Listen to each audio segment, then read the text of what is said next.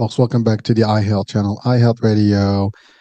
With your host, Hurricane H. Today's show is going to be a super interesting one. We're going to talk about quite a bit of things, and it's in the realm of health. It's a realm of maybe supplements. It's a realm of maybe cannabis business, because with me I have someone who runs a couple of companies.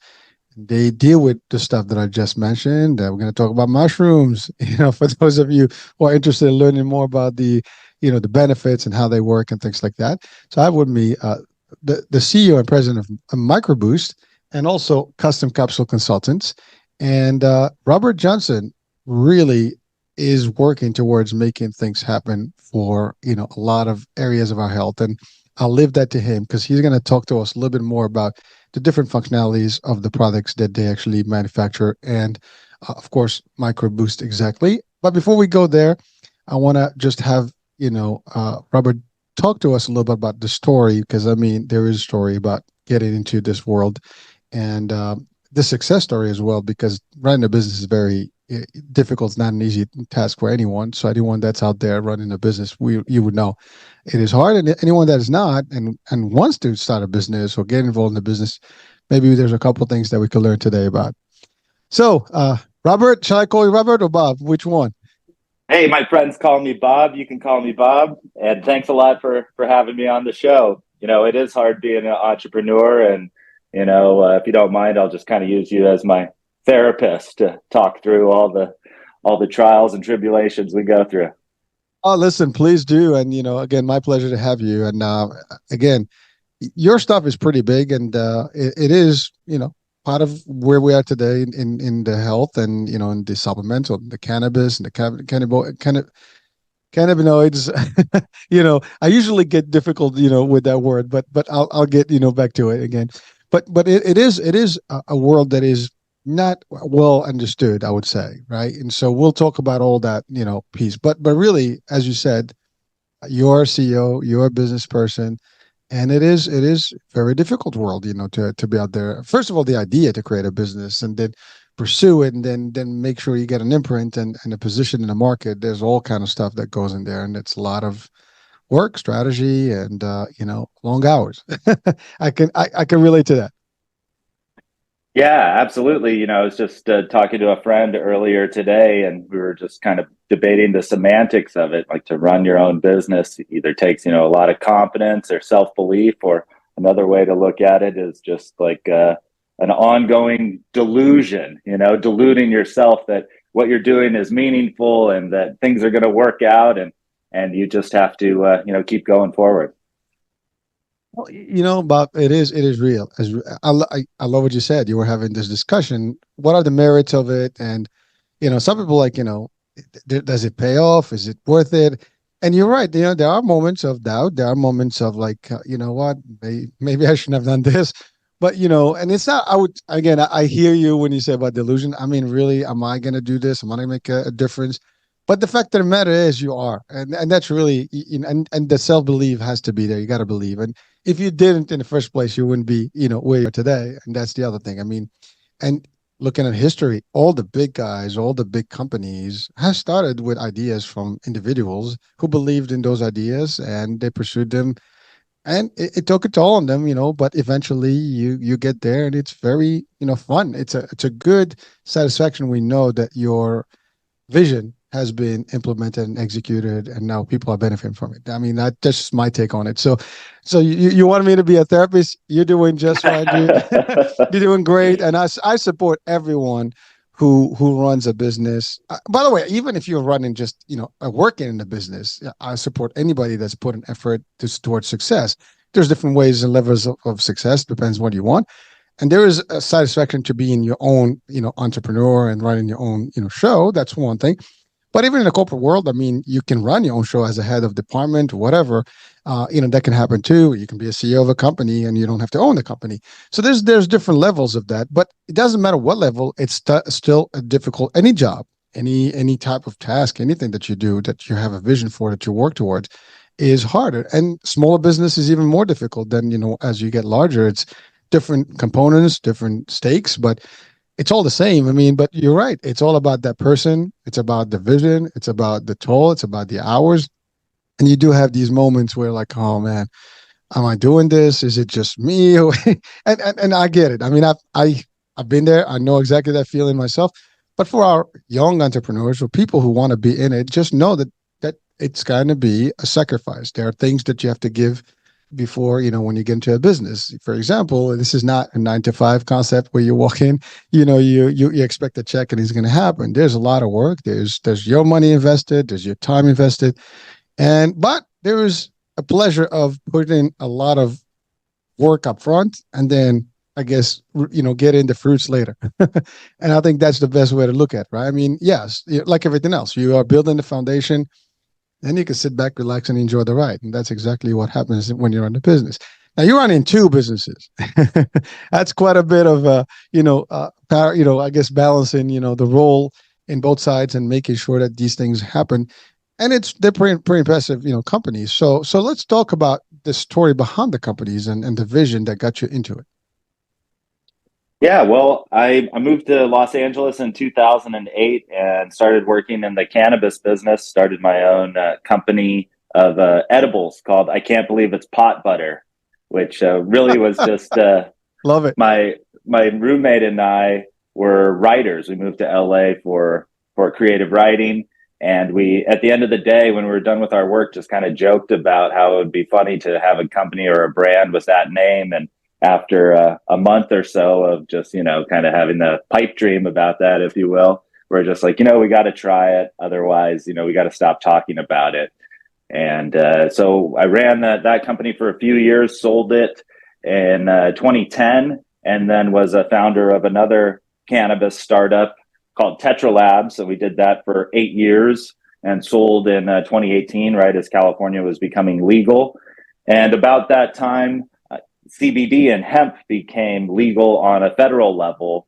And so we saw a real opportunity to get in, use our product development and manufacturing expertise and experience to help a lot of people that we saw were jumping into the hemp space. Consequently, we got into making all different types of supplements over the past 4 years. And people kept contacting me about lots of different brain or nootropic products, and wanting to formulate those. And so as part of my role for a lot of these companies, I would research the ingredients and help them come up with a really quality product. And one particular ingredient that just kept getting brought up over and over was lion's mane mushrooms. And the more I read about it, the more I was just fascinated with how lion's mane affects the brain. And, similar to my experience with cannabis and CBD, because there's not a lot of research on it, so much of the benefits or the positive sides of it are all anecdotal. But as I was, meeting more people, reading about people's experience with these particular type of mushrooms, first we made a few products for a handful of different companies, and then eventually decided, we want to have a brand of our own. This is something that we could really get excited about, and like you say, really decide that it was meaningful and important enough, to spend 50, 60, 70 hours a week, going from vision to reality. Well, so you stayed in the world of cannabis essentially from the beginning, and was there any reason? I mean, was it just to have something that you loved and enjoyed, and then you decided to turn into a business opportunity, or it was something that you felt that it was necessary because of the therapeutic and health benefits of it? Yeah, I mean, I was always into cannabis. I, went to a liberal arts school and, got a degree in creative writing. And when we moved to LA was in 2008, was right when the housing crisis, the economy was down. There was a writer's strike. And so just out of necessity, my roommate and I were doing odd jobs, ghostwriting, a little comedy writing, but we still needed to pay the bills. And I had good friends that I, right after graduating, went and stayed with some friends in Humboldt County. They were all growing cannabis. And we moved to LA literally the day Barack Obama was elected. And so we just saw an opportunity. And naively, we thought, oh yeah, we'll just start this company, and then we'll have some money, and maybe we could go and intern on a show that we like The Office, or whatever was popular then, and the rest of the time, we'll play golf and smoke weed, and this company will just run itself. We quickly learned that it was all consuming, and especially at the beginning, took all of our time, our money, our credit card limits to get over the hump, and start to make a profit and pay ourselves. But throughout the experience, it's been really interesting to watch cannabis go from totally illegal. I guess in California they passed it for medical in '96, but all throughout the Clinton and G.W. Bush administration, there was still federal enforcement of federal laws in the state of California, and so it's amazing now. It's a really exciting time to be alive, that 40 states have some form of medical or recreational cannabis, and now mushrooms and MDMA and sports gambling and all these things that were previously illegal are now finally coming around. And I think all those things have always been done, and it makes sense that finally the government is like, well, let's try and get a piece of some tax dollars on this. Well, thank you, Bob. And I appreciate you sharing a little bit about your personal story about how it all started, and but you really hit on what we kind of discussed previously about starting a business. You realize that this is not going to be just an overnight or weekend deal. This is a real deal, and we have to stick with it. It's going to take a lot more than what we thought. But again, you had vision. You saw the opportunity, and that's the thing. You saw it and took it, not just saw it and just, okay, well, there's plenty of opportunity every day, but not everybody takes charge and leads, into something and really take a leap of faith in essence into a venture that, to your point, is very heavily regulated and things like that. There's a lot of stuff but you saw that happening. And you're right, California is one of the earlier, state, if not the first state that kind of made it a little bit more, actionable in terms of access to cannabis and things like that. You're right. Now it's almost everybody.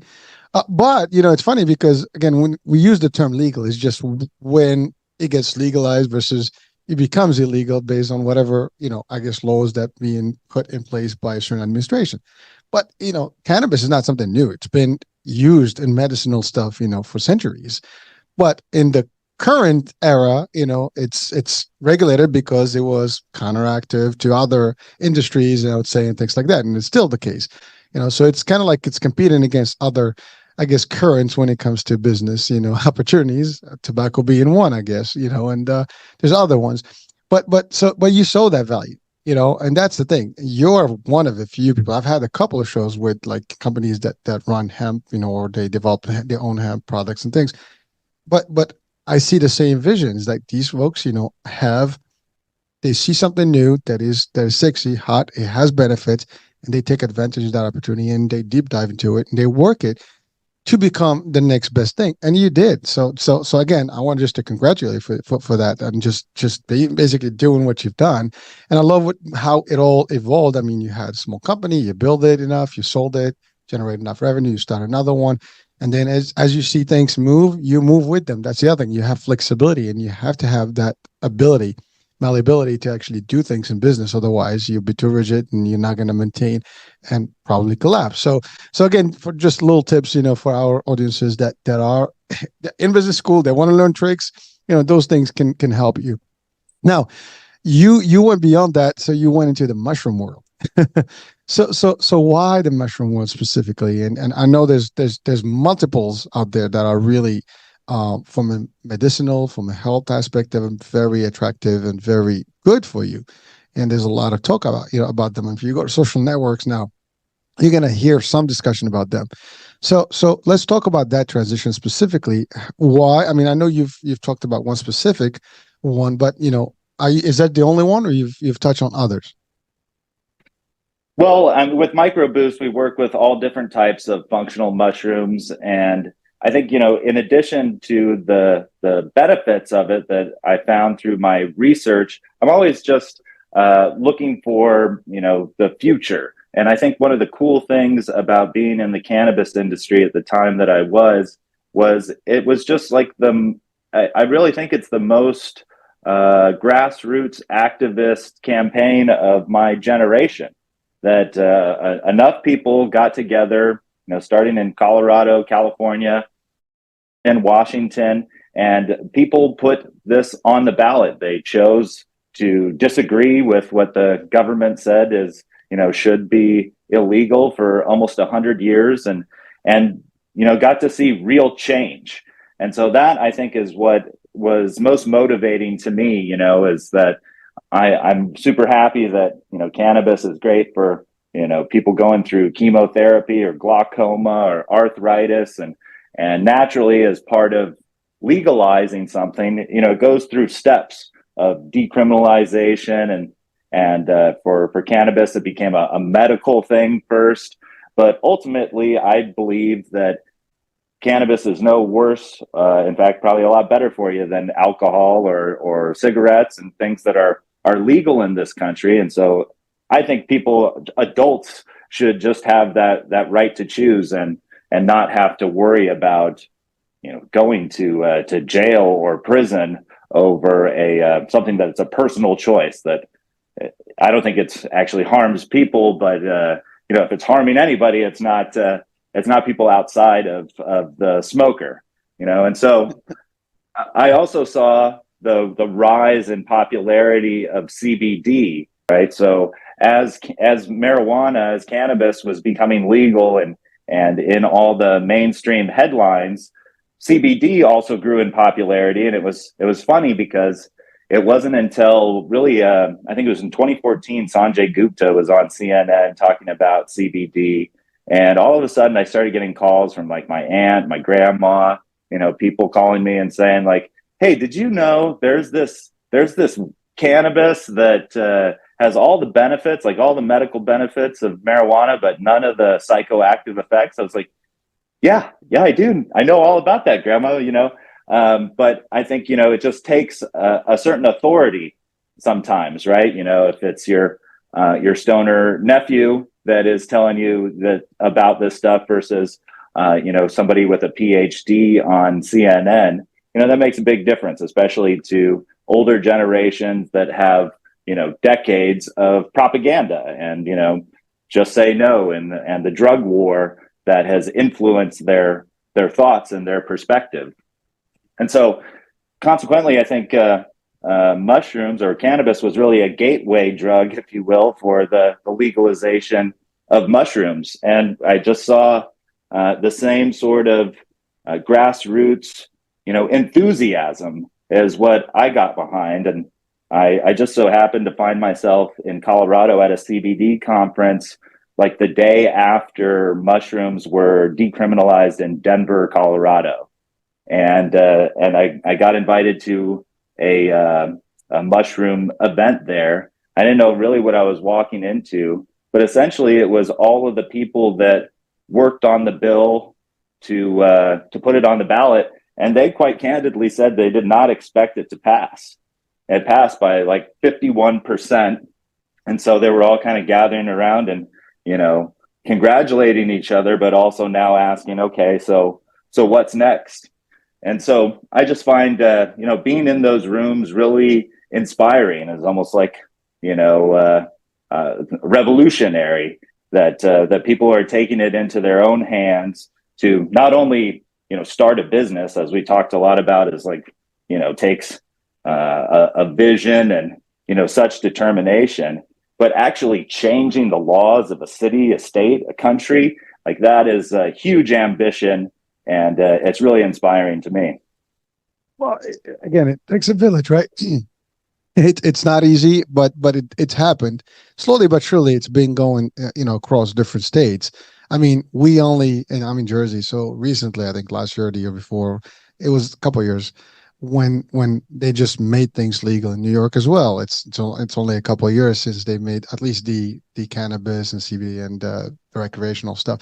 But it's transit is slow, but the mushrooms are not as well acceptable around the states yet, but it's happening.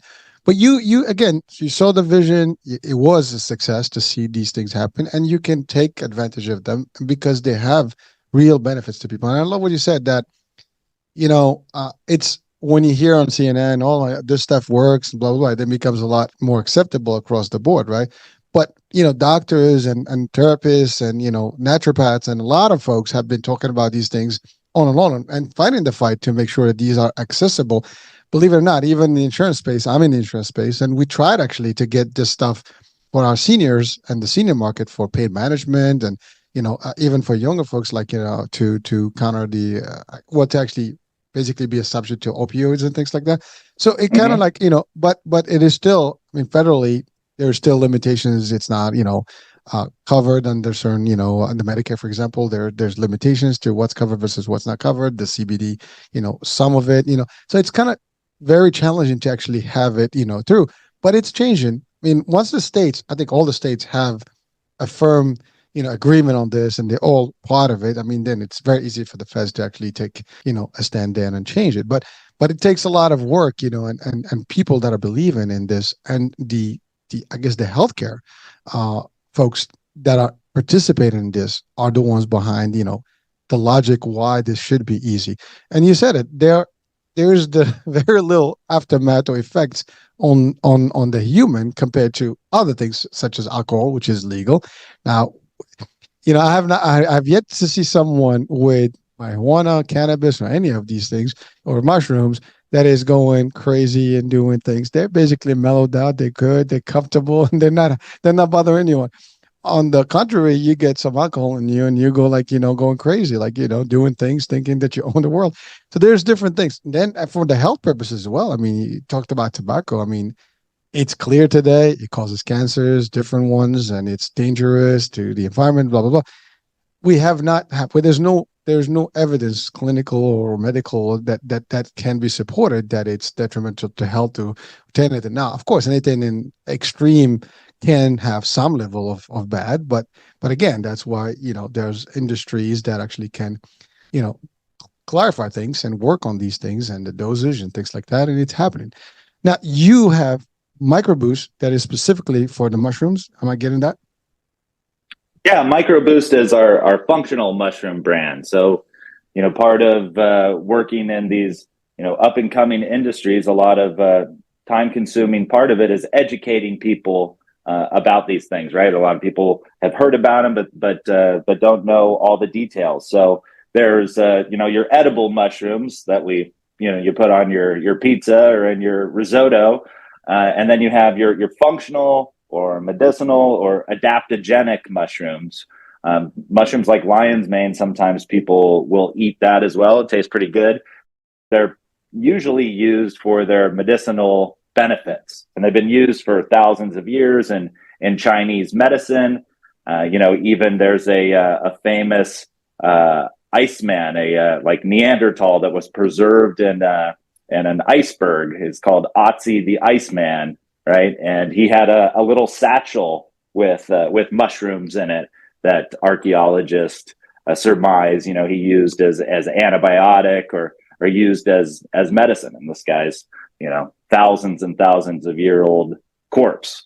So mushrooms are really fascinating, and I think in part of why functional mushrooms are having a real moment right now is because of the mainstream attention of psychedelics, and psychedelics now just starting to be decriminalized in cities or legalized in states like Oregon and Colorado for therapeutic use, which is the same path that we saw for cannabis, right? You start with decriminalization, and then you roll out the sick people, PTSD, extreme cases of depression or whatever, and it's a great excuse or a great cause for legalizing these things, or at least reconsidering that they might have some benefits to people, and it's just a step, I believe, and I predict towards full on legalization for adult use. 21 and up. You can make your own decisions. I think we're all, Well, so question. Go ahead. Sorry. Oh no, just that I believe that adults should make their own decisions, right? You could eat too much cake and or too much booze, but we all are going to do our own thing anyway, so we might as well not be wasting even more tax dollars enforcing penalties for it. Well, that is true, and I mean, you make a great point. I mean, we've seen it. I mean, history is amazing, right? Like when you think about it, a lot of people, for example, went to jail for minor position stuff, and then this stuff becomes legal. So what do? Do you got to give them back time? You pay them back for the years that they've missed just because the law changed. It's amazing. It's a human thing, and sometimes you can't get your head around it. Like when you really think, like, so what gives, right? I mean, a year ago, like a day before, literally when these things pass, someone can be, incriminated and puts in jail for a minor thing, and then next day, oh, you can have the same thing, nothing happens. It's just unbelievable. But you're right, people are going to do what they have to do, and sometimes they challenge the status quo, and there's nothing you can do about that. I think that's I guess the beauty of the states specifically is that we have that. I mean, the people are the people, and they do what they have to do, and every now and then they do challenge, the concepts of the government and the law, and it just changes a little bit dynamics. And it over the history we've seen that over and over. Love what you said. I mean, you have someone who's 1,000 years, frozen, and preserved with mushrooms, which again goes back, as you said, the Chinese medicine, Eastern medicine, Native Americans. I mean, all over the world, actually, these things have been used over and over centuries for their real medicinal pieces, and yet they were still marginalized because of different things. As we said, it's really sometimes it's just competitive with products that can be a little bit more I guess profitable, as well as they have enough lobby power. I mean, I don't like to talk politics, but that's part of this deal. I mean, when you're in some industries, there's quite a bit of power that goes beyond politics and passing bills Yeah, and make sure.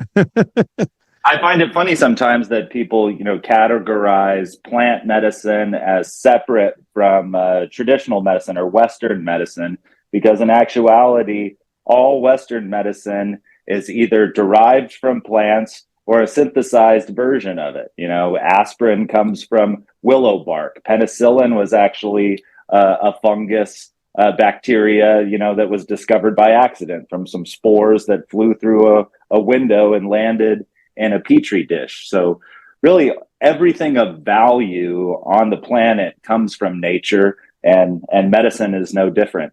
And so now it's really interesting to see these different worlds converging of naturopathic, plant medicine, religious ceremonial hippies, or whatever you want to call it, and then the pharmaceutical industry also really interested in synthesizing these compounds, switching them up enough that they can patent them. But the more studies that come out about breakthrough treatments for previously treatment resistant issues such as depression, PTSD, that has definitely got the interest peaked of the pharmaceutical industry.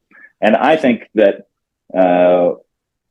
everybody coming at it from their own angle to bring psychedelics and mushrooms, whether the real thing or some synthesized amalgamation of it, is really going to be for the better of the planet. I think the reason I got into cannabis and mushrooms both was not just the recreational experience of it, which is fun, but I think the sort of thoughts that they provoke.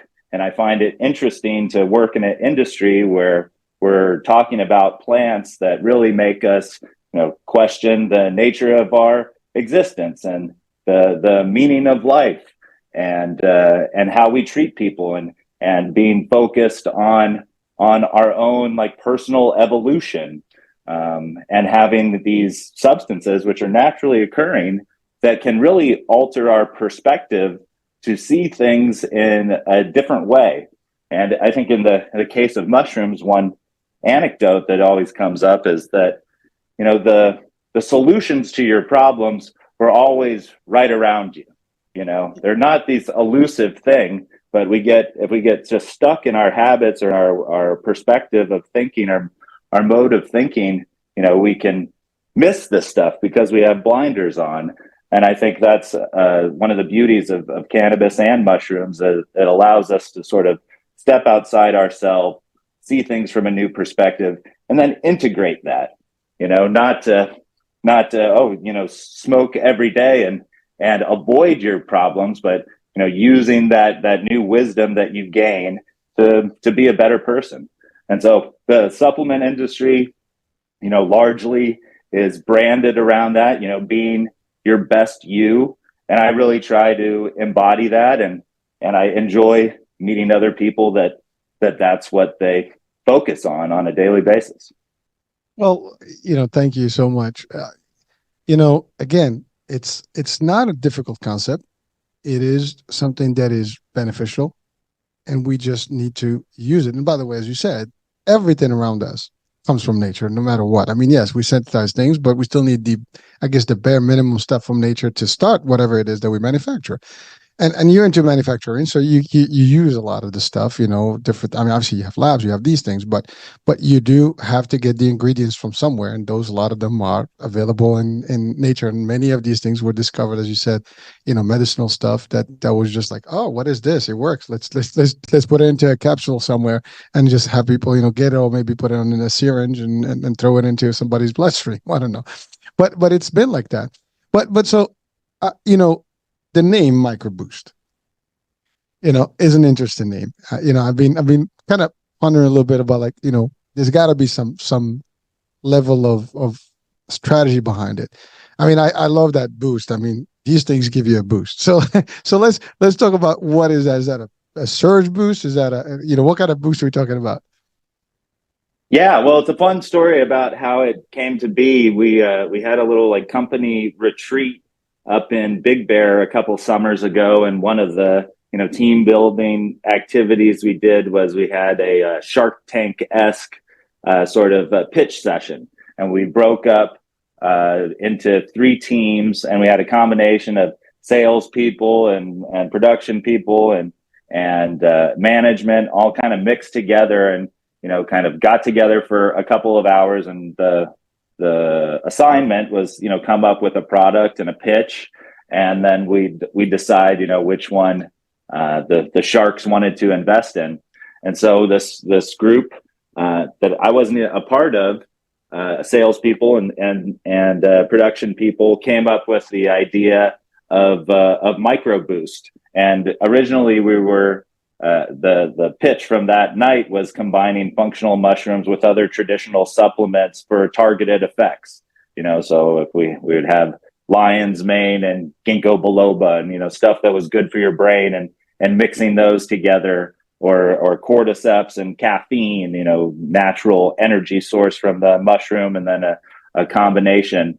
But micro is spelled with a Y, because mycology is spelled with a Y. It's the study of mushrooms, and then boost, of course, is a boost to your health. It's a if it's a good boost to your microdose.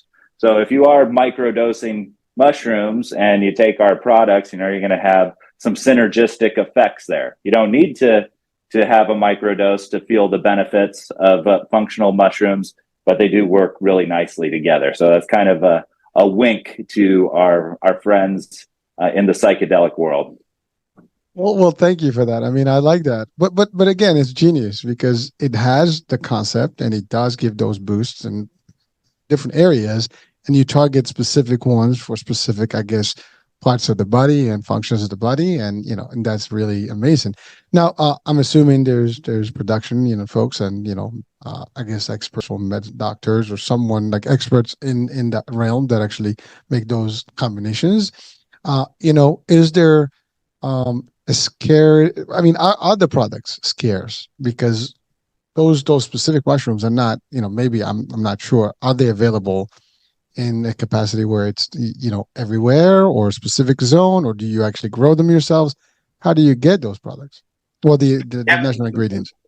Well, because of the demand for it, definitely more and more people are growing mushrooms. We were fortunate to find a company out of Canada, father and son company that have been growing mushrooms for about 40 years. And I think one thing for your listeners that are interested in mushrooms to really understand, it's something that I've been writing about and an activist about, is there is currently a petition to the FDA from a group of mushroom companies. And what they're requesting is that the FDA require for mushroom supplements to label on their product whether or not their product is made from the fruiting body of a mushroom versus what is called myceliated oats. And I'll explain that. So when you grow mushrooms commercially, indoors, you have a starchy substrate, or the soil, if you will, that the mushrooms will grow on. And this is usually made with oats or corn or rice. And that substrate is inoculated with the spores or the liquid culture, the strain of the mushroom. Throughout the substrate, the root system, or what is known as the mycelium, grow throughout that substrate. And then the fruiting body is what we know of a mushroom, the stem and the cap, or in the case of lion's mane, it kind of looks like a cheerleader's pom-pom or a lion's hair. But that fruiting body is what actually protrudes from the myceliated block. And in MycroBoost and companies that are petitioning the FDA, we use that fruiting body. With our products, we even make a concentrated version of that so we can fit, more medicinal benefits into a small form factor like a vegan soft gel or a gummy. But what I learned, and unfortunately this is the case and across the supplement world, there's good and bad actors, right? Because it's not regulated by the FDA like the same way that pharmaceuticals are. People will obfuscate what is in their product sometimes, or kind of mislead customers. And as owner of Custom Capsule Consultants, we've made products for over 387 brands now, 99 of them last year. And so people contact me all the time and they want to put whatever trendy ingredient into their product, whether it's ashwagandha, elderberry, lion's mane. And sometimes, I'll go back and I'll do my research and I'll explain, all these ingredients are really great, but there's no way that we could put a significant amount of each of them in there that it would really be doing anything beneficial, right? I wrote an article for Rolling Stone recently kind of defining these terms for understanding the mushroom market. In the supplement world, this is known as fairy dusting, right? So you're putting a little bit of an ingredient that has some cachet or popularity, so you can put that on the front of your bottle. But if you need 1,500 milligrams of lion's mane to really get some cognitive benefits, and you're putting 2 milligrams in there, well, then you're really just selling a placebo at best, or a bold lie at worst. And so what I learned a lot of mushroom supplement companies do is they buy the mycelial block from mushroom farmers.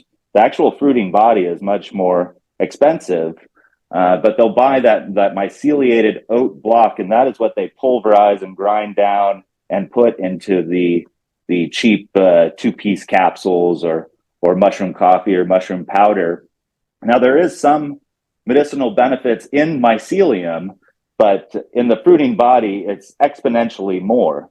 And then also what you have essentially a ton of filler, because in that block, the majority of it is oats or grain or starch and not the mycelium. And it could be the greatest oats on the planet, but if you're paying $40 for a bag of mushroom coffee, you're not paying for the dirt that it was grown in. And so in my research, I thought, wow, I understand people in business cutting corners and, trying to get ahead and make the most profitable product. I thought, well, maybe this fruiting body is 5 times or 10 times stronger than the myceliated oats. It can't be that much of a disparity. But as I was researching this article and really educating myself, I found it's more like 500 to 1 of the benefits of a fruiting body versus myceliated oats. And so it makes sense that that this company, it's the company that we buy our mushrooms from, is petitioning the FDA and saying, hey, it's really misleading to customers to call a product that's made with myceliated oats mushrooms, or to put mushroom imagery on the packaging. And I want people to buy MycroBoost, but more importantly, I believe in mushrooms so much that I want people to have a positive experience from it. And what I experienced in the last 4 years with CBD, with so many people that were rushing in to, make a quick buck, one, they didn't know about making a quality product, or they didn't care. And consequently, because there was so much, subpar products out there, I think a lot of people got the impression that CBD doesn't really work. And actually, it's great for so many things. And those people might be really missing out on the benefits that a quality product could bring them.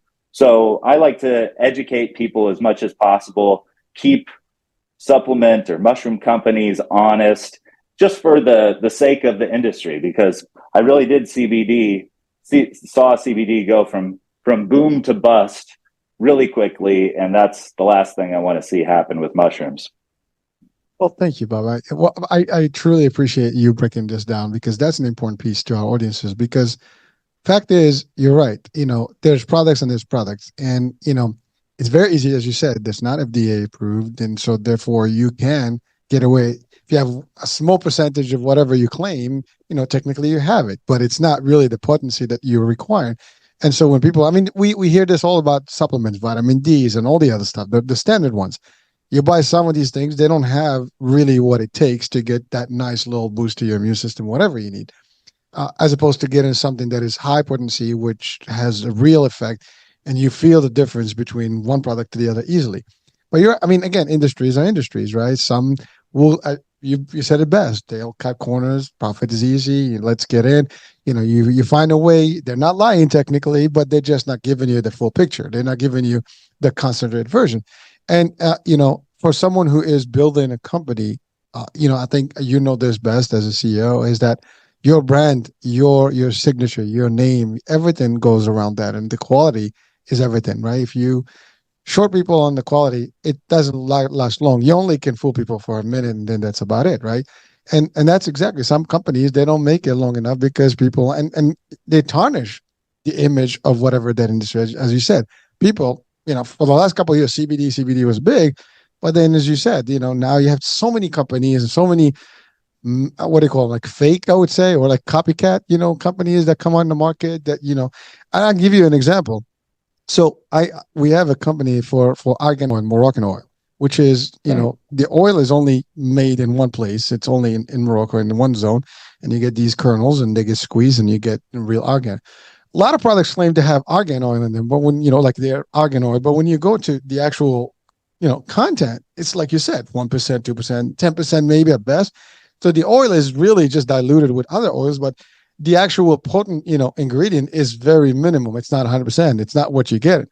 And that actually drives me nuts, because here you go, you bring in something that is 100%. It's all squeezed fresh. You know where it's coming. It's coming from the trees to the factory floor, and then to the bottle. Meanwhile, you have people that claim they put a little bit and they sell it for the same or maybe cheaper, which that's the other part. Like, the cost varies when you don't have a big price. You just take it for what it's worth. Like, listen, I can sell this for $5. It's costing me like 50 cents. Meanwhile, yours is costing you a lot more. $5 is the cost, and you got to sell it for more. So, and this is exactly industry wise. You have these, folks that get into it, and they do make the money, unfortunately, but they also, kind of kill the reputation of the products that are out in the market. Yeah, it doesn't ever really make sense to me from even a business perspective, unless you're just, trying to make money in a week and skip town. It costs a lot of money and time to, acquire new customers, get them to try your product for the first time. And then if you're just counting on them to, go for the placebo effect, then, it seems like, why not just, spend the extra buck and make a really quality product that people are going to notice and tell their friends. And it just seems antithetical to smart business. True, but here's the thing, right? That's not what they're looking at. Typically, what they'll be looking at is that, well, we're not lying. It is the product, and people don't know much about this product to start with. I mean, when I say argan oil, how many people know exactly what the ingredients are, and what it does, what the benefits? You can write, I can copy from any site and dump that and say this is what it does, and I'll make it work, right? But really, when you actually take like that bottle, you'll have to get like 20 bottles to get the same effect of one, and I guess that's good for resales and whatever. But as you said, it's not a long lasting strategy, and it will definitely eventually people get savvier as they learn more about the products, and the products get into the market. You get more experts that talk about these, and there are people that now with social media you be careful because they do take your product and sample them. People take them to lab, and they'll have a whole frenzy on and go viral just because of a mistake that someone can make. So it's very dangerous game, but yet it happened. It's been happening, and you're right. I love the kind of lobbying, or at least the concept of people really championing the idea that they have to get more stricter on these companies, or at least these regulations, to make sure that these, whatever you say in the label, is really what's in there, and you cannot lie. You cannot just claim, because I mean the claim is correct. When you say it has mushrooms, it has mushroom. Well, it has the percentage of a mushroom, but you could literally get away with it. That's what people have been doing. Now the fun thing is that you are an expert on both sides, because you also do the capsules and things like that. So you know that it requires certain things, and you understand the rules on that end. So that's a big, plus for you, because, and I believe that was your first company, right? The capsules, the manufacturing. Yeah, well, custom capsules started before we came up with mycroboost. That's right. Yeah. So you know that business well enough, and you've covered quite a few brands out there. So I do want to ask a question about that. So those are the gel caps and the supplements caps and things like that. Is that what you're making, correct? Yeah, soft gels is one of our main form factors that we specialize in. And at Tetra Labs, the cannabis company I worked at for 8 years, we always only made capsules out of gelatin, soft gels out of gelatin, which 99% of soft gels on the market are made from gelatin. But we wanted to, differentiate ourselves further and become experts in vegan soft gels as well. And in the health and supplement world, especially in cities like Los Angeles, people are more and more vegetarian. And even for meat eaters, I've never had a meat eater come to me and say, like, I must have cow products in my mushroom supplements. So it's good for everybody. And then it also, the alternative to gelatin that we use is tapioca starch. It comes from the cassava root, and it has some cool qualities besides, I think, being more marketable because it's vegan. It also has a natural higher pH than gelatin. And so when you swallow a gelatin supplement, the shell has a pH about identical to that of a normal human stomach. It's between like 4 and 5. So the soft gel will break down in your stomach acid, and your stomach acid can destroy a lot of the active ingredients that's in that product, whether it's vitamin C or reishi mushrooms. But the higher starch, or the higher pH of the tapioca starch, allows it to survive the stomach and breaks down in the intestine, which is all just a long way of saying that you actually feel more of the active ingredients in there. And some gelatin companies even put what is called an enteric coating on their gelatin soft gels to raise the pH for that very reason, just a higher bioavailability. And in addition to that, too, they don't melt as easily as gelatin soft gels. So for someone like me running an e-commerce business, and I shipping to Hawaii or Southern California on a hot summer day, those gelatin capsules could, have the potential to melt sitting there on a doorstep while the customer is at work all day. So that's just another cool benefit of vegan soft gels. But in addition to that, we make a ton of gummies.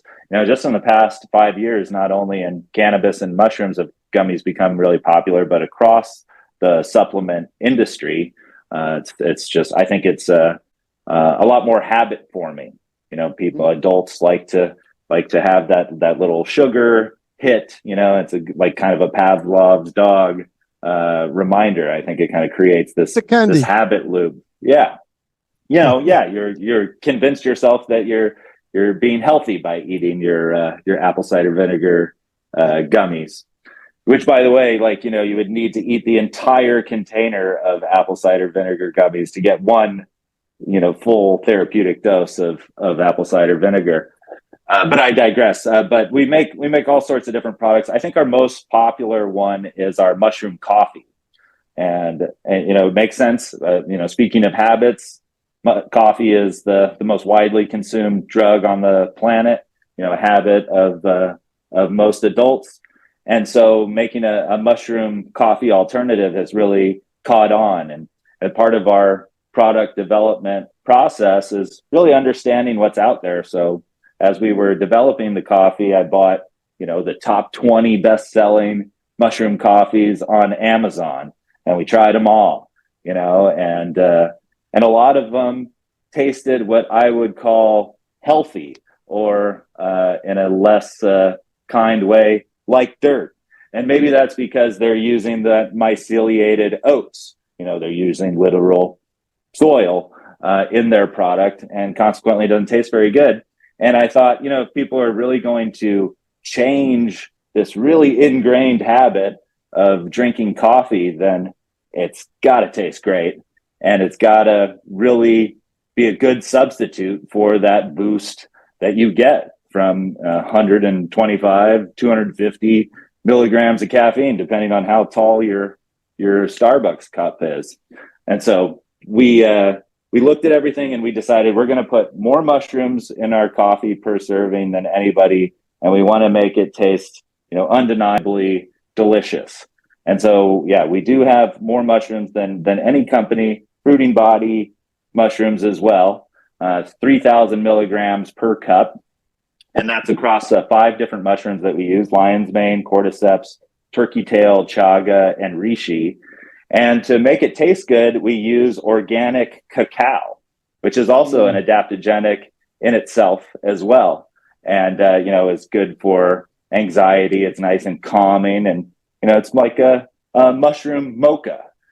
So it's a great way to start your day. I still love coffee myself too. So I take a tablespoon often and just stir it into my hot coffee. You can do it with hot water. But I like the combination personally. Just on that, the mushroom coffee, is that MycroBoost mushroom coffee, or it has a different name for the brand? No, it's MycroBoost. Yep. Okay, it is MycroBoost. Okay, so we're gonna have to check it out. Because I've tried other mushroom coffee myself, but they're good, but I still haven't found the one that is like real, like close enough to coffee with the same kick, that kind of thing. I am a coffee lover, so I drink, at least 2 cups a day, and with no extra stuff. I don't do sugar, I don't do milk, but I like my little, just pure caffeine in there. But yeah, but it is, as you said, it's a healthier substitute for someone who wants to transit. This can be a good way to do that without giving up your fixation on having that nice little boost, in the morning, right? So it makes a difference. So we'll definitely check it out. And again, thank you for clarifying that, because that's an important piece. Yes, it is what it is, but it depends on where and how much of the ingredient is in that particular bag. That's what really matters. And whether it's in a capsule or a bag doesn't matter. It's the same thing. I just, the analogy you said as the apple, cider vinegar. I've actually had those. They taste very sour, I guess. Acidy, but I don't know to what level that content is. But now you just clearly, might as well just get a nice little spoon and just get one of those, right? Yeah. It makes a difference. But like, again, I try to get into the health concept and make sure that we have some good things, for our audiences. But I'm a consumer too, so I'm always looking to get some good stuff, that's in the market, and learn about it, for health purposes, and to share with my family, my parents, or my mom specifically. She's an older lady with diabetes and some other, stuff. So whatever we can do to help, we can do, and we do the same for our people. Now, the company now, MycroBoost. it's only online, I'm assuming. Is that what it is? Because you mentioned e-commerce, or you have, outlets. Yeah, it's primarily online. We do have a few mushroom stores that are carrying the product now, small grocery stores, and working on getting them into some local coffee shops. We started experimenting with some coffee shops here and offering a mushroom mocha on their menu. But yeah, I love interacting with the customers directly. But we do have a sales team that is working on getting our products out there in a wholesale way. And I'd love to one day be on the shelves of the Whole Foods and the Erewhons and the Sprouts of the world. Well, listen, it will be there. I mean, again, these companies. I guess they're always looking for the best of the best. That meet their criteria of whole and healthy and less GMO and all the other stuff. And so, as long as you're there, I mean, I guarantee you that they're not gonna find better. Especially if that's what you're aiming for. I mean, they could do their homework and they'll figure it out themselves. So I know that's gonna happen. It's just a matter of time. And um, now, is this only in the States or in specific states, or is it also available? I mean, I guess the online is the online. Everybody can order, right? But from the outlets, that will be just in the States to start with, right? Yeah, so far we're just selling to North America. Just this past week, I got our first order to Guam, which is Ooh, American territory, but outside of the continental U.S. that must be exciting, right? I mean, you Oh, get a little totally. bit. Yeah, it's. I mean, listen again. It's a not. They're not big. There's not enough knowledge, I would say, out there, and so this particular show is definitely one of the few that's discussing about the mushrooms and the benefits and the whole concept behind it. So I know that the more people hear about this, the more they're going to get familiar with it, the more they're going to be attached to it. Hopefully, it becomes mainstream sooner than later, just like everything else. I mean, CBD now is everybody's mouth. Everybody knows about it. So this is the next big thing, and it's going to happen. It is happening. You are leading again. You are, I would say, cutting edge. You are a pioneer in this area, and you're making a difference. You and your colleagues, in the company. So it's always an awesome thing to be part of. I mean, at least I'm happy to have had this discussion with you. At least I learned quite a bit, and I know that our audiences will learn more. Now they have access to you and the company and the sites. Now, quick note, I know that on your capsule stuff, the supplements, you actually do like companies can actually do their own supplements through you and you develop that for them, like you can produce that for them. Yeah, absolutely. We do a couple of things. One I define as white labeling. So we have all sorts of different plant-based medicine, from hemp to mushrooms to kratom to just traditional supplements like CoQ10, and we white label these products, meaning people can call us up. Well, they want 100 bottles, 10,000 bottles of a product that we make. We have it in stock, and we can put it in their packaging of their choice. And then the other thing that we do is what I call private labeling, and that's where you call me up and you say, "Hey, I like your mushroom products that you're doing here, but I don't want to do a coffee. I want to do a matcha, or I want to do a different flavor of gummy or something custom." And we work together with them to bring that to reality. Sometimes they've got the recipe and they're ready to go, and other times they come to me and they say, "Hey, I want to use plant-based ingredients for supplement for like bloat or gut issues." And so it all is like on a case-by-case basis on how involved we get. And sometimes people even just buy bulk products from us and they package it themselves. Everything is really a la carte, and I try not to dictate how entrepreneurs are going to run their business, because it doesn't really matter anyways, right? People get into running their own business so they don't have to be told what to do. And so I just like try to be a good guide for them and resource. Well, you're a great partner, and that's how you build a good business model. And you're right. I mean, but you have different flexibility, different options, which makes it a lot more attractive to different audiences and different groups and different angles. Not everybody wants to do the same exact thing. you can be a small business and start with your own, as you said, the white label. Just get a few bottles and test them out. You want to get your own stuff in there, ingredients, you can do it. As you said, you can get just your bucket of things, and you can do whatever you want with them, your own lab, and make it happen. So I mean, you have these options. I just wanted to at least give that to our audiences so they know, if in case someone is interested in maybe using you as an ag supply for those It's really supplements. So, exciting for me because I love plant medicine and I love entrepreneurship, and so I get to work with 99 different entrepreneurs who are into plant medicine. So it's a great way to make friends and be inspired, and also see what's working too, right? I have a pretty intimate understanding of these guys and gals businesses, and I learn from them every day, and people are experts in things that I have no understanding of in some cases, and so it's always interesting going into work, and I never know what I'm going to learn or who I'm going to meet.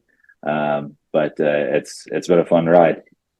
well, listen, it's a good feeling. As I said earlier, I mean, doing what you're doing, it must be fulfilling, and it looks like you're enjoying it, and it is a great place to be when you do that. So now you mentioned like you do a lot of research, but you also do like ebooks and informative stuff that you produce yourself, right? Yeah, I'm working on a book this year on mushrooms, and yesterday I just published my 11th article on mushrooms in Rolling Stone.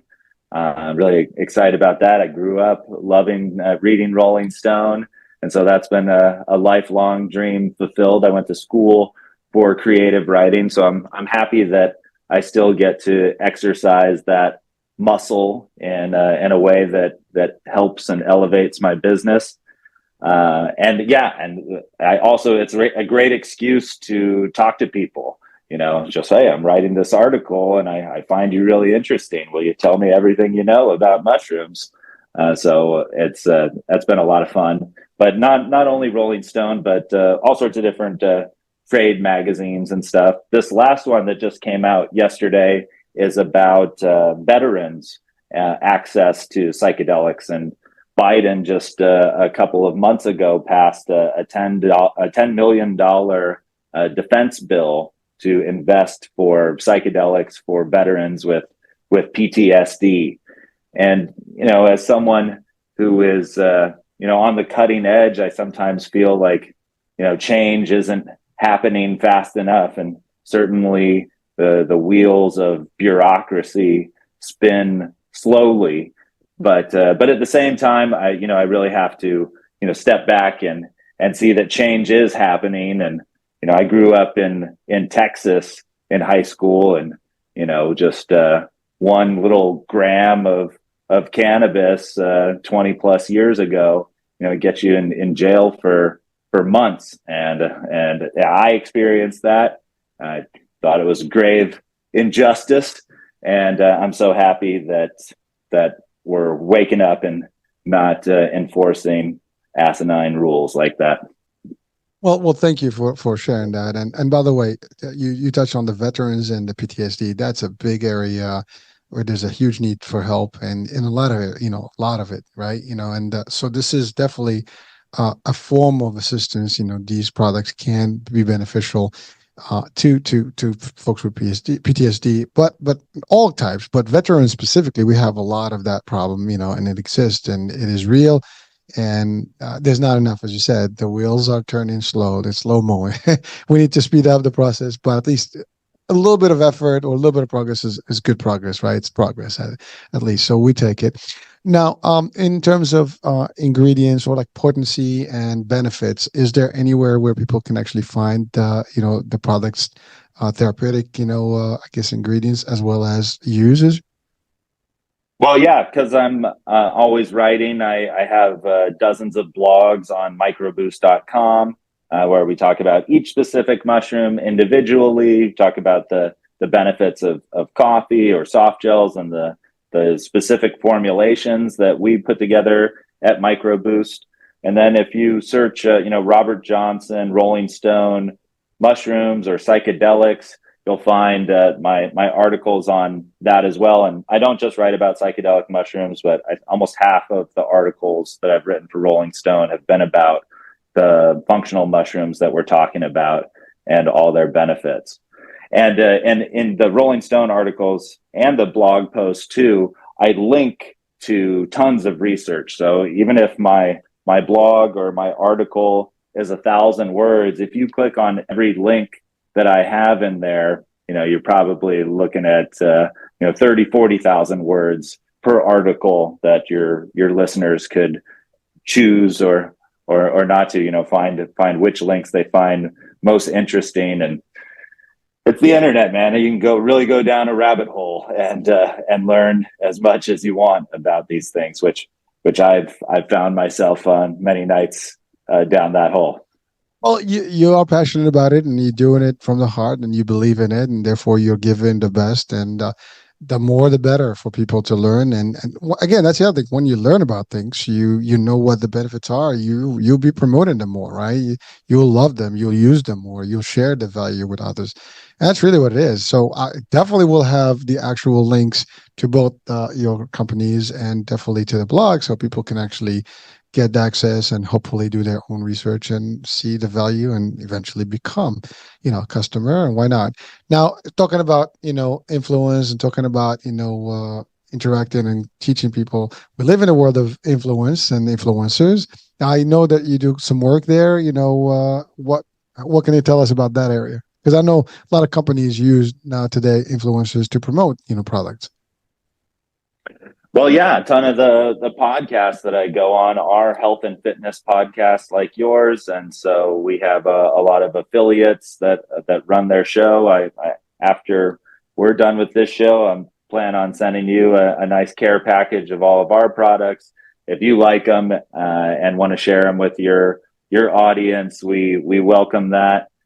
I'm going to South by Southwest in a couple of weeks in Austin, Texas, and sharing the stage with some journalists, activists, and one mushroom satirist.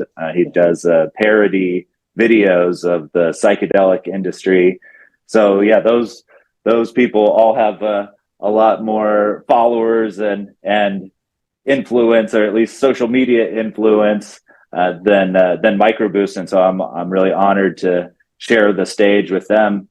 But because I was in cannabis for so long, it was really kind of a underground market. I wasn't going online and promoting our brands when it wasn't, totally above board. So consequently, I just don't have this experience that, even like 15-year-olds know way more about social media than I do these days. And so I'm trying to learn more about that myself. And I really, we have a newfound respect and appreciation for people that are constantly putting out content and making great podcasts and making great reels and stories and videos. It's not easy, it's easy to criticize, but it's not easy to do something quality consistently, and find an audience for it. You gotta, it's just like entrepreneurship, you gotta work at it every day. Well, I want to just, on behalf of all those guys that you talked about, all the influencers, I thank you, because, you're right. It is a lot of work, and, and there's different levels of influence, right? I mean, some people, as you said, they can just go on and criticize and get viral because they criticize an actor, a celebrity, a game. It doesn't matter. I mean, that's their niche. That's how they do it, and that's fine. But finding, it's the ones that actually just give, the real thing. I mean, they just have authentic content and get in the right stuff, more educational, more innovative, more mind stuff. That's a whole. It takes a toll. It takes a lot of work, as you said. And these folks that really dedicate themselves to do this, but they do have a voice, and really that's the new media. That's really where it's happening today. Most people get their news, although I'm not gonna, encourage that. I mean, you don't get the news just from anywhere, but you want to vet out your information all the time. And I always say this. We give information to people, and it's up to the people to do what they need to do. And the due diligence is to actually do research. And that's why I asked about, where people can go and find more information directly about the products and things. because it's not hard to do. I mean, you can Google things, but if I want your products, I want to just see what they mean, and I can go to you and I can learn about them. So it's not. It's actually the safest and the best way to do it. So, but yeah, it is a big world, and I guess that's going to be part of your company now, and it's the future. And soon, I don't know. There's AI too now. There's a bunch of stuff. It's funny because I don't know if you saw that bubble that came out. Mm. No, you didn't see it? Oh, I did. I didn't know what it was. Neither did I. I don't know what it is. I think it's I literally it just popped up. This is the second time it happened on a Zoom call. So I don't know what happened. It just popped up, but I have no idea where it's coming. So I got to find out where those things. And there is a new feature of AI in the Zoom, so maybe that's what happens. But it was like, what the hell just happened there? And but we'll edit that. All right. Well, listen, we've covered quite a bit of grounds here, but anything you want to leave our audiences with before we close our show today? Well, I think it's just my personal experience with mushrooms is about changing habits, and mushrooms have allowed me to have just more awareness of my actions, and allow me to, I think, really see them for what they are. And I think the biggest change that I've experienced is not being ruled by my emotions. I mean, I still obviously experience these emotions, but that perspective that mushrooms have given me, both functional and psychedelic, have just made my life that much happier, because I'm not reacting to life as much, but just acting with intention. And so, if I could share, one thing that has been like most transformative for me, it's that. And so that's the main reason why I encourage people to try it. And if it works for them the way it's worked for me, then I think they'll be really happy. Well, thank you so much. Yeah, Bob, it's been an honor, a pleasure. I enjoyed this discussion. I've learned quite a bit. I mean, again, I'm still novice in the world of mushrooms, and and even in the hemp world and cannabis. I mean, I've had few shows, but you learn every day. And I mean, unless you're in it day in, day out, I mean, it's some, but you don't know everything. And I don't think anyone knows everything about everything. That's spirit. That's where knowledge comes in. You got to keep digging and learning more. You were about to say Well, something. yeah. I'm grateful that mushrooms made it possible for me to meet you as well, man. So it's very exciting. I appreciate talking to you. Well, it's funny, but they do have a magical effect. They get people together. Exactly. So well, listen, it's I mean, there is always that, we hear about those, like the mushrooms. You can be in a nice little place, but the reality, there's really good benefits to this stuff. This is the real thing. It's existed. It exists now, and we need to take advantage of it. And frankly, I'm a big, in the last 4 years since I started, the channel on the radio, I've realized that we have been out on a lot of good stuff when it comes to health. We've been taught, a lot of things that were completely, what we're not supposed to be doing, and it's just how it's been. And, you don't realize how bad it was. I'm going to give you a real, this is a real thing. So my kids craved Burger King. So we got them Burger King. So I have cats, and I gave the meat to the cats. The cats would not eat it. Wow.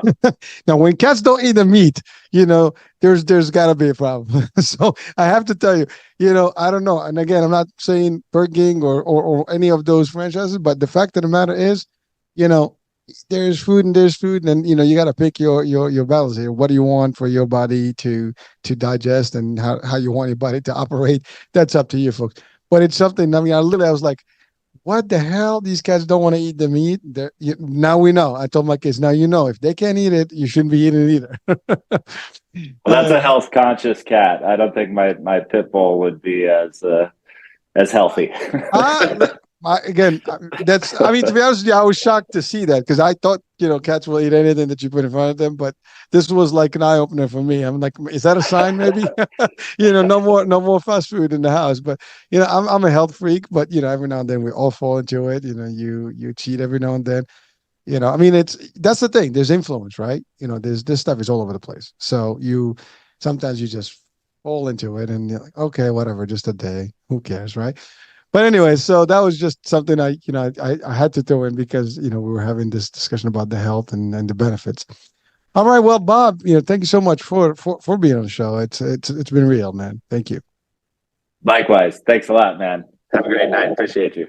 You got it. Well, that's it, folks. Hope you had some fun with us today. You've learned quite a bit, about the mushrooms and some of the benefits and how it works. And we even talked about the encapsulated and some other things, the supplement, the labeling, all different things. So there's definitely things here that you want to take home. Do check out the website and do check out those blogs and learn a little bit more about mushrooms and the benefits and how you can take care of your health using these things. All right. So we'll be talking soon. New day, new show, new topic. I'm Hurricane H. Bye for now.